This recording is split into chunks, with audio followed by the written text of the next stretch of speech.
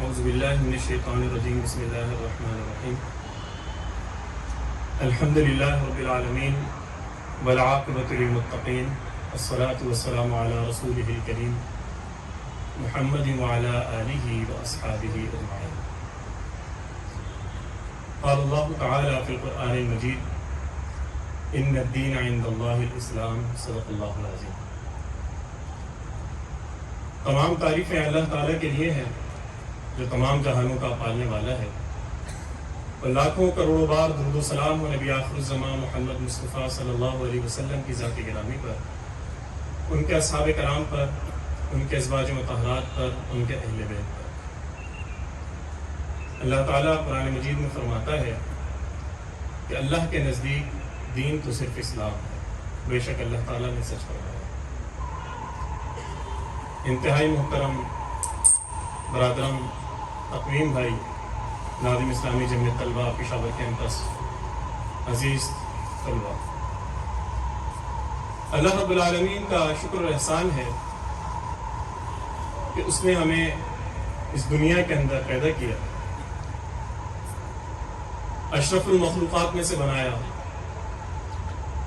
اور اشرف المخلوقات کو جب تمام مخلوقات کے اوپر فضیلت دینے جا رہا تھا تو فضیلت اس مخلوق کو جو خصوصیات اور خوبیاں اللہ رب العالمین نے عطا کی ہیں، وہ تمام خوبیوں سے بھی اس مخلوق کو اللہ رب العالمین نے نوازا، تاکہ اپنے اس درجے پر، اس منصب پر، اس ذمہ داری پر یہ آسن انداز پر فائز ہو سکے کہ جو ایک بڑی ذمہ داری اس دنیا کے اندر اس مخلوق یعنی حضرت انسان کو یا حضرت آدم کی اولاد کو اللہ رب العالمین عطا کرنے جا رہا تھا۔ اور جب اس کا اظہار اللہ رب العالمین نے فرشتوں کی مجلس میں کیا اور ان کے سامنے اللہ تعالیٰ فرماتا ہے کہ وَإِذْ قَالَ رَبُّكَ لِلْمَلَائِكَةِ إِنِّي جَاعِلٌ فِي الْأَرْضِ خَلِيفَةً،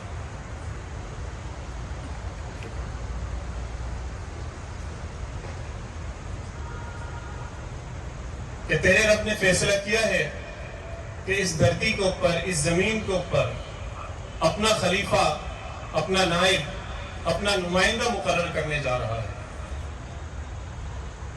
تو فرشتے جن خوبیوں کی وجہ سے، جن خصوصیات کے ساتھ انسان کو بنایا جا رہا تھا، ان کو دیکھتے ہوئے اللہ رب العالمین کے سامنے عرض کرتے ہیں کہ قَالُوا أَتَجْعَلُ فِيهَا مَن يُفْسِدُ فِيهَا وَيَسْفِكُ الدِّمَاءَ، کہ اللہ تو جس ہستی کو اس دنیا کے اندر بنانے جا رہا ہے وہ تو فساد پیدا کرے گی، خون خرابہ کرے گی۔ اللہ رب العالمین کہتا ہے وَنَحْنُ نُسَبِّحُ بِحَمْدِكَ وَنُقَدِّسُ لَكَ، وہ فرشتے کہتے ہیں کہ کہیں تسبیح کے لیے، تقدیس بیان کرنے کے لیے، پاکیزگی، بڑائی بیان کرنے کے لیے تو ہم موجود ہیں۔ فرشتوں کا یہی کام ہے۔ اللہ تعالیٰ کہتا ہے قَالَ إِنِّي أَعْلَمُ مَا لَا تَعْلَمُونَ، کہ تم وہ نہیں جانتے جو میں جانتا ہوں۔ یعنی اس دنیا میں حضرت انسان کی تخلیق ہو رہی ہے، اس کا اللہ رب العالمین نے ارادہ فرشتوں کے سامنے کیا، اظہار کیا۔ فرشتے ہمارے حوالے سے اللہ رب العالمین کے سامنے خدشات رکھ رہے ہیں کہ جن خصوصیات، جن اختیارات، جن خوبیوں کے ساتھ اس انسان جیسی ہستی یا مخلوق کو اس دنیا میں بنایا جا رہا ہے، وہ تو فساد رونما کرے گی، خون خرابہ کرے گی۔ وہ فرشتے حیرت زدہ تھے کہ اگر اللہ تعالیٰ کو تسبیح کرانی ہے، حمد و ثنا بیان کروانی ہے، تقدیس کروانی ہے، پاکی بیان کروانی ہے، تو لاکھوں کروڑوں کی تعداد میں تو فرشتے اللہ تعالیٰ نے پہلے بنا رکھے ہیں، جو اللہ کی نوری مخلوق ہے، جس کو وہ اختیار حاصل نہیں ہے جو اس دنیا کے اندر انسان کو دیا جا رہا تھا، اور جس اختیار کی وجہ سے وہ فرشتے خدشے کا اظہار کر رہے تھے۔ فرشتوں کو جس کام پہ اللہ رب العالمین معمور کر دے تو فرشتوں کے پاس چوائس نہیں رہتی کہ آیا اس کام کو وہ سر انجام دیں یا اس ذمہ داری سے وہ پہلو تہی کر جائیں۔ ان کے پاس اختیار نہیں ہے اس چیز کا۔ جس کام پہ جس فرشتے کو معمور کر دیا گیا، اب اس نے وہ کام کا حکم ثانی وہ کام نبھانا ہے، وہ ذمہ داری، وہ فرض یا عبادت کرنی ہے۔ تو فرشتے حیرت زدہ تھے۔ تو اللہ رب العالمین نے کہا کہ قال انی اعلم ما لا تعلمون، کہ تم وہ نہیں جانتے جو میں جانتا ہوں۔ پھر اللہ رب العالمین حضرت انسان کو بناتے ہیں، بابا آدم کی اور اماں حوا ان کی تخلیق ہوتی ہے، پیدائش ہوتی ہے، اللہ تعالیٰ اپنے ہاتھوں سے بناتا ہے بابا آدم، اور جب ان کو اپنی مخلوقات کے سامنے، ملائکہ اور جنوں کے سامنے پیش کیا جاتا ہے تو پھر ان کو حکم دیا جاتا ہے کہ اس کے سامنے سجدہ بھی کرو۔ یعنی اس اختیارات کی وجہ سے اس مخلوق کو، تمام مخلوقات کو پر اللہ رب العالمین فضیلت اور برتری دے رہا ہے۔ سجدہ تو ہمیں معلوم ہے کہ اس دنیا کے اندر کسی کو نہیں کیا جا سکتا سوائے اللہ رب العالمین کے، لیکن وہاں پر جو سجدہ کروایا گیا تو اس بات کا اظہار تھا کہ تمام لوگ انسانوں کی اس فضیلت کو، اس برتری کو تسلیم کر لیں،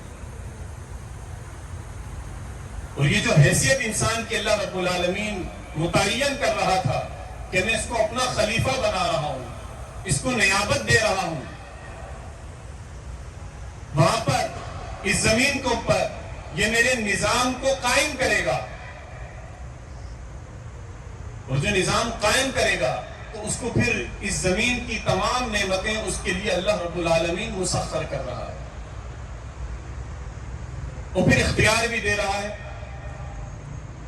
کہ جس کا تقاضا ہم نے حضرت آدم علیہ السلام کے قصے میں پڑھا کہ شیطان نے جب سجدے سے انکار کیا تو پھر اللہ رب العالمین سے اس نے تقاضا کیا کہ مجھے مہلت دے کہ میں تیرے اس آدم اور اس کی اولاد کو میں بہکاؤں، اور پھر اس نے بہکایا۔ حضرت آدم علیہ السلام کو اس نے جنت میں بہکانے کی کوشش کی، اور پھر اس دنیا کے اندر بھی اللہ رب العالمین نے اسے قیامت تک کے لیے مہلت دے دی کہ میرے ان خلفاء کو، میرے ان نمائندوں کو جو اس دنیا کے اندر پیدا ہوتے رہیں گے، آتے رہیں گے، تجھے اجازت ہے، مہلت ہے کہ تو انہیں گمراہ کرتا رہے، بہکاتا رہے۔ جو میرے بندے ہوں گے وہ میری اتباع کریں گے، میری اطاعت کریں گے، مجھ پر ایمان لے کر آئیں گے، اور جو ایسا نہیں کرے گا وہ تجھی میں سے ہوگا، وہ تیرے ساتھ جہنم کے اندر جائے گا۔ تو اس دنیا میں آنے کے بعد انسان اپنی تمام خوبیوں اور خصوصیات کے ساتھ اس دنیا کے اندر پیدا کیا گیا۔ خوبیاں اللہ رب العالمین نے ہمارے جسم میں، ہمارے اس سراپے کے اندر ودیعت کر دی ہیں۔ ہر شخص ان خوبیوں کا حامل اس دنیا کے اندر پیدا ہوتا ہے کہ جس طرح ایک صحت مند آدمی دو ہاتھوں کے ساتھ، دو ٹانگوں کے ساتھ، دو آنکھوں کے ساتھ، دو کانوں کے ساتھ، اور جو بہت سارے ہمارے جسمانی اعضاء ہیں ان کے ساتھ پیدا ہوتا ہے، اسی طرح ان اعضاء کے اندر اللہ رب العالمین صلاحیت بخشتا ہے، وہ اعضاء کام کرنے لگتے ہیں۔ اسی طرح بہت ساری خداداد صلاحیتیں ہیں کہ جو اس انسان کے اندر اللہ رب العالمین نے ودیعت کی، بڑی خوبیاں اس دنیا کے اندر انسان میں رکھی ہیں۔ جو قوت گویائی اللہ رب العالمین دیتا ہے تو اس کے ساتھ پھر انسان کو اس گویائی کی طاقت کے ساتھ ساتھ صحیح اور غلط کا فیصلہ کرنے کا، یا پہچان دینے کا، یا پہچان کرنے کا بھی اللہ تعالیٰ نے صلاحیت دی۔ وہ جب بولتا ہے تو اسے معلوم ہے کہ کون سا کلمہ یا کون سا جملہ میں اس دنیا میں ادا کروں گا وہ دوسروں کے کانوں کو بھلا لگے گا، اچھا محسوس ہوگا، اور کون سی ایسی بات ہے جو ناگوار گزرے گی۔ مجھے اور آپ کو اللہ تعالیٰ نے یہ صلاحیت دی ہے کہ میں آپ کے سامنے گفتگو کر رہا ہوں، اس گفتگو کے درمیان ایسی کون سی بات میں آپ سے کہوں جو آپ کے کانوں کو، آپ کے مزاج کو، آپ کی طبیعت کو بھلی معلوم ہوگی، اور اچانک اس کے اندر کوئی میں بدزبانی کر جاؤں، بد تہذیبی کر جاؤں، کوئی گالی دے ڈالوں، فوری طور پہ آپ کے کانوں کو، آپ کے مزاج کو، آپ کی طبیعت کو ناگوار گزرے گی، آپ کے چہروں کے تاثرات یکلخت چینج ہو جائیں گے۔ یعنی یہ خوبی ہے انسان کی کہ وہ بھلی بات کو جو اسی قوت گویائی میں، اسی زبان کے ذریعے سے ادا کی جا رہی ہے، اس پر قبول کرتا ہے، اور ناگوار بات کو، بہتان کو، بے عزتی کو، گالی کو، طعنے کو، تشنی کو انسان ناگوار جانتا ہے اور اس کو قبول کرنے سے انکار کر دیتا ہے، جھگڑے پر آمادہ ہو جاتا ہے۔ اسی طرح اللہ رب العالمین نے بہت سی خوبیاں، صلاحیتیں انسان کے اندر جمع کر رکھی۔ सच्चाई हर माशरे के अंदर एक खूबी तस्लीम की जाती है और झूठ हर माशरे के अंदर एक बुराई तस्लीम की जाती है। अमानतदारी, ईमानदारी, वादे का पास, जुबान का पास हर माशरे के अंदर खूबी तस्लीम की जाती है। इंसानों के हर माशरे में कि जो भी आप बात करें, कोई कमिटमेंट करें, कोई वादा करें, कोई अहद करें, अगर आप रिफाए अहद करते हैं, वादा आप पूरा करते हैं, आपकी अपने माशरे के अंदर खुद बहुत एक अलग पहचान पे क्यों बढ़ जाती है। लेकिन अगर किसी शख्स के बारे में ये माशरे के अंदर बात फैल जाए या ये झूठ बोलता है या बदअहदी करता है, इसके अंदर लिहाज नहीं है, धोखा दे देता है, तो हमारे माशरे के अंदर और दुनिया के हर माशरे के अंदर, चाहे वो इस्लामी माशरा हो कि गैर इस्लामी माशरा, हर माशरा फितरी तौर पर इसको बुराई तस्वुर करता है और ऐसे इंसान से हर माशरे के अंदर लोग दूरी इख्तियार करते हैं। यानी कि कुछ माशरे की अखलाकी कदरें हैं कि जो तमाम माशरों के अंदर यकसा है, और चूंकि इंसान पर अल्लाह रब्बुल आलमीन कहता है कि दीन फितर पर अल्लाह ताला ने पैदा किया, तो ये फितरी कुछ तकाजे हैं, फितरी कुछ तबीयतें हैं, फितरी हमारे दरमियान ये रवैये हैं कि जिनको अल्लाह रब्बुल आलमीन ने मेरे और आपके दरमियान पसंद और नापसंद का मयार बनाया। इंसान इस्लाम दीन फितरत है। मतलब होना तो ये चाहिए था कि शायद इस्लाम अगर हमें सच्चाई की बात करता तो बाकी गैर मुस्लिम माशरे के अंदर सच्चाई को अहमियत ना दी जाती, लेकिन हर माशरे के अंदर सच्चाई को अहमियत दी जाती है, अमानतदारी को अहमियत दी जाती है, हमदर्दी को, ईसार को, कुर्बानी को, एक दूसरे की मदद करने को, एक दूसरे के साथ मुस्लिम सुलूक करने को हर माशरे के अंदर कबूल किया जाता है। और अगर कोई इंसान खुदगर्ज हो जाए, सेल्फिश हो जाए, खुद पसंद हो जाए, दूसरों से बेगाना हो जाए और दूसरों के हवाले से उसके अंदर दिलचस्पी अपनी सिर्फ जात तक महदूद हो जाए, तो ऐसे इंसान को हर माशरे के अंदर मुस्तरद किया जाता है। तो कोई भी ऐसा मुआशरा कि जो खुद गर्जी पर मबनी हो, जो इंसान की अपनी जात तक उसकी कुल कायनात महदूद कर देता हो, ऐसे मुआशरे को इंसानी मुआशरे के अंदर कहीं भी अच्छा नहीं समझा जाता। इस्लाम ने भी इन तमाम इंसानी फितरत के ऊपर इंसान से कोई भी गैर फितरी तकाजा नहीं किया। हर वो तकाजा अल्लाह रब्बुल आलमीन बतौर मोमिन के, बतौर अपने बंदे के मुझसे और आपसे करता है कि जिन खूबियों के साथ, खुसूसियात के साथ अल्लाह रब्बुल आलमीन ने पैदा किया, यानी इस्लाम की तमाम इबादत का, अल्लाह ताला के तमाम अहकामात का, उसकी हिदायतों का, हिदायत का हम जायजा लें, तो कोई एक तकाजा ऐसा नहीं है कि जो मेरी इस फितरत के, हमारी इस फितरत के बरखिलाफ हो, कि जिसके अंदर मुझे और आपको जहमत होती हो, मुश्किल पेश आती हो, तबीयत के बरखिलाफ हो। जब भी फिर इस्लाम उसके बाद दावा करता है कि इस्लाम दीन फितरत है, तो ये तमाम तर खूबियां एक इंसान में हो, वो इंसान की कदर मंजिलत अपने घर के अंदर बढ़ जाती है, अपने माशरे के अंदर, अपनी सोसाइटी में, अपने इदारे के अंदर बढ़ जाती है, और जहां वो फर्ज जाता है उसको इन खुसूसियात और खूबियों की वजह से एक मुमताज या इम्तियाजी हैसियत उसको दी जाती है। और अगर इसके बरखिलाफ कोई अगर फर्द हो कि जो लालची हो, जो हसद करने वाला हो, जो खुदगर्ज इंसान हो, ऐसे किसी भी इदारे के अंदर अगर कोई फर्द आ भी जाए, किसी फैमिली के अंदर भी कोई ऐसा फर्द इन खुसूसियात का या इन खामियों का हामिल कोई फर्द हो, तो ऐसे फर्द से पूरे रिश्तेदार, आसपास, दोस्त, अहबाब सब के सब कुछ न कुछ अरसे के बाद फासला इख्तियार करते हैं। यार ये खुदगर्ज आदमी है, ये लालची आदमी है। तो ये तमाम तर खूबियां कि जो आपके सामने मैंने, और मजीद खूबियां भी आपके सामने मैं रखूंगा, गोश गुजार करूंगा।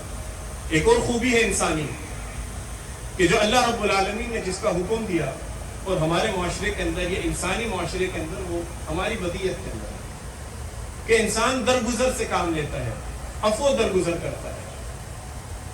ماں باپ اپنی اولاد کے ساتھ بہت ساری اس کی غلطیاں دیکھتے ہیں، بہت ساری کمزوریاں دیکھتے ہیں، اس سے درگزر سے کام لیتے ہیں.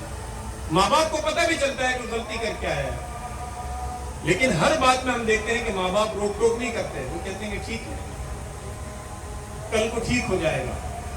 کوئی طریقہ اختیار کر لیں گے، کبھی تحفے کے بہانے، کبھی اور کسی طریقے سے کوئی نہ کوئی طریقہ استعمال کرتے ہوئے اپنے بچے کی والدین بھی اصلاح کرتے ہیں کہ کسی طرح عفو درگزر سے کام لیں اور آئندہ کے بعد اس کو اصلاح کا موقع دیں. لیکن اگر ایسا ہی معاشرہ اس کے متضاد ہو جائے کہ جس کے اندر عدم برداشت ہو، ہم اپنے اس انسانی معاشرے میں کہ جس کے اندر ہم انسان کو دیکھتے ہیں کہ خطاؤں کا پتلا ہے. اذان ہماری مسجد کی خطاؤں کا پتلا ہے، تو اگر خطاؤں کو ہم درگزر کرنا چھوڑ دیں، ہم تھوڑی دیر کے لیے اس کو ذرا محسوس کریں اس بات کو کہ اللہ رب العالمین مجھے اور آپ کو خطاؤں پر درگزر کرنا چھوڑ دیں. ہم سب اپنی ماضی کے اوپر نظر ڈالیں کہ اللہ تعالیٰ نے کتنے گناہوں کے بعد نہ صرف گناہوں پر پردہ ڈالا بلکہ ان گناہوں کے اللہ رب العالمین نے سزا نہیں دی. وہ ستار العیوب بھی ہے، وہ غفار الذنوب بھی ہے. عیوب کو بھی اس نے چھپا رکھا ہے، اور جو گناہ ہو گئے ان کے اللہ رب العالمین موقع پر موقع جب ہم نے اللہ تعالیٰ سے سچی جھوٹی، جب بھی ہم نے اللہ تعالیٰ سے توبہ کی، اللہ کی طرف رجوع کیا، کوئی نیک کام کہ اللہ تعالیٰ نے اس کو ہمارے نامہ اعمال میں سمجھا. یہ خوبی اللہ رب العالمین نے انسان کے اندر بھی رکھی ہے. ہر انسان کے اندر یہ خوبی موجود ہے کہ وہ عفو درگزر سے کام لیتا ہے.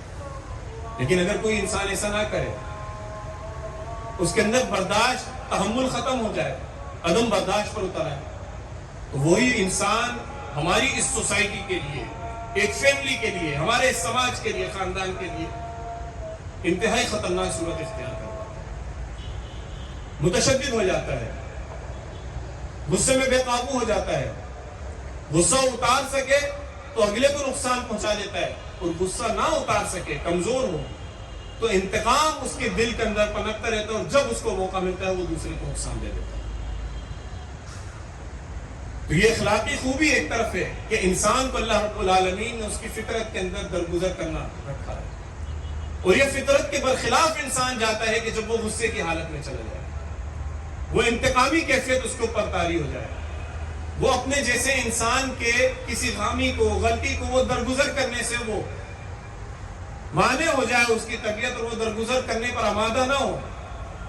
تو ایسا انسان ہمارے معاشرے کے لیے کس قدر خطرناک ہو جاتا ہے. ہم سب اپنے حالات، اپنی زندگی میں حادثات دیکھ رہے ہوتے ہیں. غصے میں انسان ہے، شیطان کے کنٹرول میں چلا جاتا ہے، اپنے مسلمان بھائی کا خون کر دیتا ہے، اس کو تکلیف پہنچا دیتا ہے، اس کی بے حرمتی کر دیتا ہے، اس کی بے عزتی کر دیتا ہے، یا کوئی ایسا عمل سرزد اس سے ہو جاتا ہے کہ جو اس معاشرے کے اندر جرم تصور کیا جاتا ہے، اور اس کو اس کا خمیازہ بھگتنا ہے. یعنی درگزر کرنا، معاف کر دینا، یہ ایک ایسی خوبی ہے جو اللہ رب العالمین نے اپنی بھی بتائی ہے. اپنی صفت اللہ تعالیٰ بتاتا ہے کہ غفور الرحیم، اور پھر اللہ تعالیٰ نے وہ خوبی میرے اور آپ کے اندر ڈالی، اور پھر مجھ سے اور آپ سے بھی تقاضا کیا کہ جب تم اس دنیا کے اندر اپنی زندگی گزار رہے ہو، اپنے جیسے انسانوں کے درمیان زندگی گزار رہے ہو، تو نبی علیہ الصلوۃ والسلام نے بھی پھر مجھے اور آپ کو یہ نصیحت کی کہ کبھی کسی مسلمان کا پردہ تمہارے سامنے کھل جائے، کوئی ایسی بات جو ناگوار ہو، کوئی ایسی بات جو اس کے اندر عیب ہو، کوئی ایسی بات جو اس کے اندر برائی ہو معاشرے کے اندر، تمہیں اگر معلوم ہو جائے تو اپنے بھائی کا، تم اپنے مسلمان کا پردہ رکھو. اگر نہیں معلوم تو تجسس میں نہ پڑو، اور اگر معلوم ہو جائے، تم نے دیکھ لی یا کسی سے سن لی، تو بحیثیت مسلمان وہ تمہارے درمیان امانت ہے. اب تمہیں کام ہے کہ امانت داری کا ثبوت دو، اس کو اپنے راز، اپنے سینے کے اندر. منع فرمایا نبی علیہ الصلوۃ والسلام نے کہ اپنے مسلمان بھائی کے حوالے سے کسی مجلس میں بیٹھ کر اس کی بے عزتی کر دینا، اس کے عیب کو کھول دینا. اور کوئی اگر انسان ایسا نہیں کرتا اور عیب کو چھپاتا ہے، تو اللہ رب العالمین، نبی علیہ الصلوۃ والسلام کہتے ہیں کہ آخرت میں اس کے عیوب پر اللہ رب العالمین کھولنے سے پرہیز کرے گا، اس کے عیوب پر پردہ کرے گا. کہ جب ایک مجلس لگی ہوگی، پوری دنیا کے انسان وہاں پر موجود ہوں گے، نامہ اعمال پیش کیا جا رہا ہوگا، سب کچھ دنیا کے سامنے دکھایا جا رہا ہوگا، سوائے ان لوگوں کے برے اعمال کے جو اس دنیا کے اندر لوگوں کے برے اعمال کو چھپاتے تھے، راز رکھتے تھے. پردہ ڈال دیتے تھے. ان لوگوں کے اللہ رب العالمین آخرت میں ان کے برے اعمال، ہم سب کے ساتھ ہیں برے اعمال، ہم سب خطاؤں کے پتلے ہیں، ہم فرشتے تو نہیں ہیں. میں نے کہا کہ انسان کو اللہ تعالیٰ نے اختیار کے ساتھ پیدا کیا. اختیار اس کے پاس سب سے بڑا جو ہماری آزمائش اور امتحان ہے وہ یہ ہے کہ جو نیکی اور بدی کا اور خیر اور شر کا جو دونوں راستے ہمارے سامنے ہیں، کبھی ہم اس راستے پر جاتے ہیں، کبھی اس راستے پر، پھر کبھی اس راستے پر توبہ کر کے آ جاتے ہیں، پھر شیطان بھٹکا دیتا ہے، پھر دوسرے راستے پر چلے آتے ہیں، پھر اللہ توفیق دیتا ہے توبہ کی، پھر ہم سیدھے راستے کے اوپر آ جاتے ہیں. یعنی ایک دو راہے پر ہم مستقل انسان سفر کر رہا ہوتا ہے.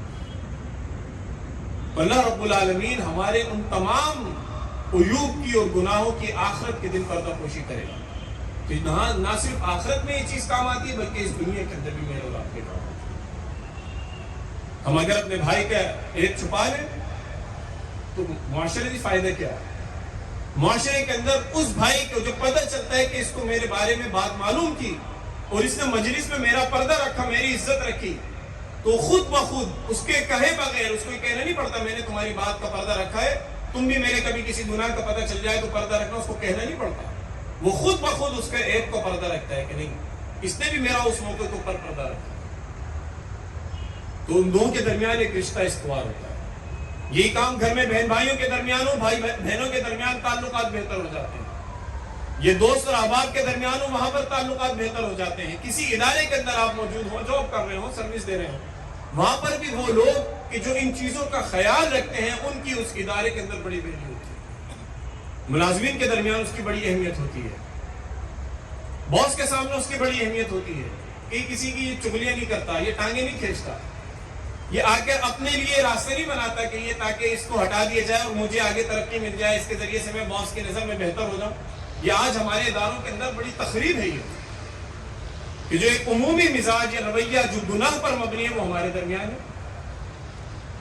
نبی علیہ السلام نے مسلمان کی غیبت کرنے سے منع فرمایا. تو ایک صحابی نے عرض کیا کہ رسول اللہ صلی اللہ علیہ وسلم اگر کسی شخص کی ہم اس کے پیٹھ پیچھے برائی کریں حالانکہ وہ برائی اس کے اندر موجود ہو تو کیا یہ بھی گناہ ہے؟ تو نبی علیہ السلام نے کہا ہاں یہی تو غیبت ہے کہ تم اپنے مسلمان بھائی کے بارے میں اس کے پیٹھ پیچھے کوئی ایسی بات کرو کہ جس کو وہ ناگوار یا برا محسوس کرتا ہے، یہ غیبت ہے. اور اگر وہ چیز اس کے اندر موجود نہیں ہے اور کوئی جھوٹی بات تم نے، جھوٹا الزام تم نے اس سے منسوخ کیا، یہ تو بہتان ہے. ہمارے معاشرے میں کہا جاتا ہے کہ ہم تو سچ بیان کر رہے ہیں، ہم تو سچ بیان کر رہے ہیں اور سچ تو بھائی کڑوا ہوتا ہے. ہم تو سچ کہتے ہیں اپنے آپ برا لگ جاتا ہے. یہ سارے جملے ہیں جو ہمارے معاشرے کے اندر چل رہے ہیں، یہ سارے محاورے بن گئے ہیں. بھائی میں تو سچ بولتا ہوں، اسٹریٹ فارورڈ آدمی ہوں، اور اس کو وہ اپنی خوبی سمجھتے ہیں کہ میں تو منہ پہ کسی کو کہہ دیتا ہوں حالانکہ اس نے بے عزتی محسوس کی، اس نے ناگواریت محسوس کی، اور آپ اس کو سمجھتے ہیں کہ بھئی میں تو اسٹریٹ فارورڈ آدمی ہوں. نبی علیہ السلام اس عمل سے، اس رویے سے مجھے اور آپ کو روکتے ہیں تاکہ انسانی معاشرہ مستحکم ہو. ایک اور رویہ عدل اور انصاف پر مبنی. اللہ رب العالمین قرآن میں جا بجا عدل کو تھامنے کا، عدل کو اختیار کرنے کا مجھے اور آپ کو حکم دیتا ہے. یہاں تک کہ مجھے اور آپ کو کبھی گواہی دینا پڑے اس کے اندر بھی اللہ رب العالمین مجھے اور آپ کو پابند کرتا ہے کہ تم عدل کی بات کرو، انصاف کی بات کرو، چاہے اس کا نقصان تمہیں یا تمہارے رشتہ داروں کو کیوں نہ پہنچتا ہو. یعنی کسی جگہ گواہی دینی پڑے، ریاست آپ کو بلائے یا کسی فرد کے ساتھ ظلم ہوا ہے اور اس ظلم کے موقع کے اوپر آپ کو گواہی دینی پڑے، آپ بطور شاہد وہاں موجود تھے، اللہ کے رب العالمین مجھے اور آپ کو نبی علیہ السلام کے ذریعے سے قرآن مجید میں بھی حکم دیتا ہے کہ عدل کی بات کرو، انصاف کی بات کرو، چاہے اس کا نقصان تمہاری اپنی ذات پر یا اپنے خاندان پر، اپنے عزیز و اقارب پر کیوں نہ پڑتا. تو عدل و انصاف پر مبنی معاشرہ کہ جہاں پر عادلانہ نظام موجود ہو. ایک طرف یہ معاشرہ ہے، ایک طرف کون سا معاشرہ ہے؟ ناانصافی پر مبنی معاشرہ. ناانصافی پر مبنی معاشرہ کہ جہاں پر اقربا پروری ہوتی ہو. اگر مجھ سے کوئی گناہ سرزد ہو گیا ہے، کوئی جرم سرزد ہو گیا ہے تو میں اس کو پر ڈٹ جاؤں اور کسی طرح سے اپنے مال و دولت کا، اپنے اثر و نفوذ کا اختیار کرتے ہوئے کسی نہ کسی طرح سے میں معاشرے کے اندر بے انصافی پھیلانے کا میں باعث بن جاؤں. یا میرے کسی رشتہ دار سے، میرے کسی عزیز و اقارب سے، ہمارے دوستوں میں سے کوئی ایسا کام ہو جائے تو ہم اس موقع کے اوپر عدالت میں بڑھ چڑھ کر کوئی نہ کوئی ایسا کام کر رہے ہوتے ہیں جس کے نتیجے میں انصاف کا خون ہو رہا ہوتا ہے. یہ ہمارے معاشرے کا عام رویہ ہے. اور نوبت یہاں تک پہنچ گئی ہے کہ برسوں تک یہاں پر کیسز چلتے رہتے ہیں اور میں اور آپ عدالتوں کے اندر اللہ تعالیٰ بچائے کسی کو بھگتنا پڑ جائے تو اس کی خلاصی نہیں ہو پاتی. جھوٹے کیسز کی تو بات ہی نہیں ہے. ان کیسز کی جو بالکل سچائی پر مبنی کیسز ہیں, جو ظلم و ستم پر مبنی کیسز ہیں, حقدار کو اس کا یہاں پر حق نہیں ملتا. جبکہ اللہ تعالیٰ مجھے اور آپ کو جو خصوصیت خوبی ہمارے درمیان بیان کرتا ہے کہ ہم سب عدل و انصاف کو پسند کرتے ہیں, لیکن جب اختیار کرنے کا معاملہ آ جائے تو اس موقع کے اوپر ہم خود غرضی دکھاتے ہیں, اپنے معاشرے کے اندر عدل کا اور انصاف کا ہم خون کرتے ہیں. اللہ تعالیٰ خوبی بیان کرتا ہے خلوص اور محبت کی. اللہ تعالیٰ نے اپنا دین بڑا خالص رکھا, اپنی ذات بڑی خالص رکھی. اللہ تعالیٰ کے بارے میں ہم سب کا عقیدہ ہے کہ قل هو اللہ احد اللہ الصمد لم یلد ولم یولد, کہ کہو کہ اللہ ایک ہے, کہو کہ وہ بے نیاز ہے, نہ اس نے کسی کو جنا نہ وہ کسی سے جنا گیا. یعنی اللہ بڑا خالص ہے اس دنیا کے اندر. وہ تقسیم نہیں ہوا, اس کے اندر کوئی ملاوٹ نہیں ہوئی, آمیزش نہیں ہوئی, نہ اللہ کی ذات میں, نہ اللہ کی صفات میں, نہ اس کے اختیارات میں, نہ اس کے حقوق میں, نہ اس کی حکمرانی میں. بالکل اسی طرح اللہ رب العالمین نے اس دین کو بڑا خالص بنا کر دنیا کے سامنے پیش کیا.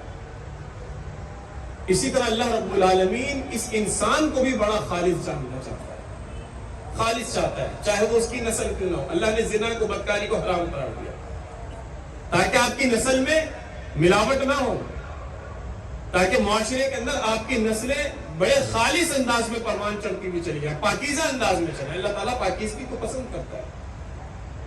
اسی طرح اللہ رب العالمین ہمارے رویوں کے اندر بھی برے رویوں کو اللہ رب العالمین نہیں چاہتا کہ ہمارے درمیان ہو. اللہ تعالیٰ خالص رویے چاہتا ہے جو ہمارے اور آپ کے مزاج کا حصہ ہے, جو میں نے آپ کے سامنے یہاں پر آپ کے سامنے گزار کی. یہ خوبیاں ہیں انسان کی کہ انسان ایمانداری کا, سچائی کا علم بردار بنتا ہے, امانت داری کا, عہد کی پاسداری کا علم بردار بنتا ہے, احترام اور رواداری اس دنیا کے اندر فروغ دیتا ہے, اس دنیا کے اندر عدل و انصاف سے, عفو درگزر سے کام لیتا ہے. اللہ تعالیٰ نے باوقار انسان بنایا ہے, بردبار انسان بنایا ہے. انسان مشکل میں, صبر کے حالات میں, سختیوں کے اندر بردباری اور باوقاری کو اپنے ہاتھوں میں تھام لیتا ہے, اور اس کے بجائے وہ انسان کی تصویر ہے کہ جو اللہ رب العالمین کو مطلوب نہیں ہے. اس کے بارے میں احادیث کے اندر بڑی فصاحت کے ساتھ مختلف موقع کو پر نبی علیہ السلام کے فرامین موجود ہیں کہ وہ انسان جو جھوٹ بولتا ہو, وہ انسان جو بدعہدی کرتا ہو, وہ انسان جو گالم گلوچ کرتا ہو, بدزبانی کرتا ہو, نبی علیہ السلام کی حدیث منافق کی نشانیوں کو کہیں 4 نشانیاں, کہیں 3 نشانیاں, کہیں اس سے زائد بتائی گئی کہ بات کرے تو جھوٹ بولے, جب عہد کرے تو عہد کو توڑ دے, جب لڑائی جھگڑا ہے, کوئی تنازع پیدا ہو جائے تو گالم گلوچ کو کرائے, جب کوئی امانت اس کے پاس رکھوائی جائے تو اس کو خیانت کرے. منافق کی نشانی ہے. ہم اپنے معاشرے کے اندر ہم اپنا ذرا جائزہ لیں. پورا معاشرہ اس وقت عدم اعتماد کا, عدم استحکام کا شکار ہے. میں اور آپ اپنے سگے بھائی کے اوپر آج اعتماد کرنے پر تیار نہیں ہیں. ایسا وقت آ گیا ہو کہ اگر ہم باہمی طور پر کوئی بزنس کر رہے ہو, کوئی تجارت کر رہے ہو, تو مجھے اور آپ کو اس بات کا خدشہ ہو, بلکہ اب تو یقین ہونے لگتا ہے کہ اگر میں نے اپنے بزنس میں کسی کو شریک کر لیا, کوئی اگر میں کسی سے اس بزنس کے اندر انویسٹمنٹ مانگوں تو بزنس میں انویسٹمنٹ لگانے کا آج منع کر رہا ہے. اس کو محسوس ہوتا ہے میرے پیسے کھا جائے گا. آپ کسی کو پیسے لگانے پہ آپ اس سے دور ہو جاتے ہیں, نہیں میرے پیسے کھا جائے گا. آپ کو اپنے بھائی سے دھوکہ دہی کا خطرہ ہے, فراڈ کا خطرہ ہے. یہ کیسا معاشرہ ہے کہ جو اپنے 97-98% اپنے آپ کو مسلمان کہتا ہے. دھوکہ دینے والا کوئی کرسچن نہیں ہے, کوئی ہندو نہیں ہے, کوئی غیر مسلم نہیں ہے کہ جس کو یہ حدیثیں, جس تک یہ تعلیمات نہ پہنچی ہوں. اپنا مسلمان بھائی ہے کہ جو ان تمام تر خامیوں کا آج حامل, آج ہمارا مسلمان ہمارے درمیان موجود ہے, کہ جس کے نتیجے میں آج یہ معاشرہ عدم اعتماد کا اور عدم اطمینان کا شکار ہے. یہ اس کے اثرات ہیں کہ جو اخلاقی خوبیاں آپ کے سامنے چند میں نے رکھی, اس کو اگر میں اور آپ اختیار کر لیں تو معاشرہ کس بنیادوں پر قائم ہوگا. اور اگر ان کے متضاد, ان کے اپوزٹ اگر خامیاں ہمارے درمیان آ جائے تو ہم اپنے معاشرے پہ کہاں کھڑے ہوں گے, معاشرے کی کیا کیفیت ہوگی, میرے اور آپ کے سامنے موجود ہے. چند اور مسائل بھی ہمارے درمیان موجود ہیں. خصوصاً نوجوانوں کے ساتھ تعلق سے. اللہ رب العالمین نے آپ کو اس دنیا کے اندر اپنا خلیفہ بنایا. آپ کے سامنے میں نے عرض کیا, آپ کو معلوم ہوگا کہ نماز ہر مسلمان کو اوپر فرض ہے. کچھ کیفیات کے اندر انسان کے اوپر نماز ساقط ہو جاتی ہے, اس وقت نماز اس کے اوپر فرض نہیں رہتی. مثال کے طور پہ اگر انسان کوئی مجنون ہو جائے, ذہنی توازن کھو بیٹھے, ایسے شخص کے اوپر نماز ساقط ہے. وہ نماز پڑھے نہیں پڑھے. کوئی انسان اگر بے ہوش ہو جائے, اس کی شعور کی کیفیت ختم ہو جائے, ہاسپٹل میں ہے, اس کا آپریشن ہو رہا ہے, اس کے اوپر بے ہوشی کی دوا ہو گئی ہے, دوا اثر کر گئی, بے ہوش ہو گیا. اب اس وقت میں اس کے اوپر نماز فرض نہیں ہے. جب وہ ہوش میں آئے گا, کیفیت طبیعت اس کی بحال ہوگی, حواس اس کے بحال ہوں گے, اب اس کے اوپر وہ نماز فرض ہوگی. ہم سب کو معلوم ہے. یعنی اللہ رب العالمین مجھ سے اور آپ سے جو اپنی عبادات کا تصور دیتا ہے, وہ کلی عبادت کا تصور ہے. کہ جس طرح علم کے بارے میں نے اور آپ نے بات سنی ہے, قول سنا, حدیث سنی, حدیث لوگ پیش کرتے ہیں کہ علم حاصل کرو, ماں کی گود سے قبر کی آغوش کرو. اسی طرح انسان کے جو بنانے کا اللہ تعالیٰ نے مقصد بتایا کہ اللہ تعالیٰ نے جنوں انس کو سوائے اپنی عبادت کے کسی اور کام کے لیے تخلیق نہیں کیا. اس کا مطلب یہ ہے کہ جب ہم پیدا ہوئے, بچپن ہمارا گزرا, اور بچپن کے بعد جب شعور کی کیفیت اور شعور کی منازل میں اور آپ طے کرنے لگے, اب ہم پر عبادت فرض ہو گئی. بچے پر عبادت فرض نہیں ہے, نماز فرض نہیں ہے. 7 سال کی عمر میں کہا جاتا ہے اس کو نماز کی عادت ڈالو. 10 سال کی عمر میں کہ جب اس کو ساری کیفیت, اس کے شعور, اچھائی برائی کی اس کے اندر تمیز پیدا ہونے شروع ہو گئی ہے, اب اس پہ نماز فرض ہے. اب پٹائی لگاؤ اس کی. اور جب بالغ ہو جائے تو پورا حساب کتاب ہے اس کا. یعنی بندگی کے جو تقاضے ہیں ان کے اندر بلوغت جسمانی بھی اللہ رب العالمین کو مطلوب ہے, اور ذہنی بلوغت بھی اللہ تعالیٰ کو مطلوب ہے. اگر کوئی ذہنی طور پہ بالغ نہیں ہے تو پھر اس سے اللہ رب العالمین اپنی عبادت کا تقاضا نہیں کرتا.